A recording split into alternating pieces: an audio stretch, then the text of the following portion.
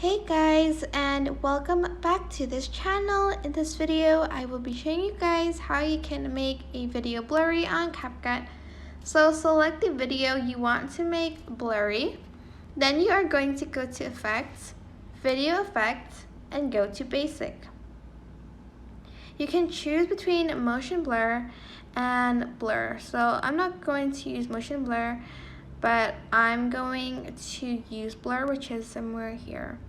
There's also pixel blur if you'd like, and slanted blur too, but we are going to use the blur, just the blur one. There's also blur close and blurry focus, but just choose the blur one, choose the checkmark button. You can also adjust it by clicking on it and selecting adjust. You can adjust how much you want the video to blur. 100 is very blurry, and just like 0 is not blurry at all. Then once you're done, press the checkmark button. You can also adjust how long you want the blur to be. And that's pretty much it. I hope this tutorial was helpful for you guys. Don't forget to like, comment, share, and also subscribe to this channel if you haven't done that. If you have any questions, just leave it in the comment section down below and I will try my best to answer them all. Thank you so much for watching. Bye!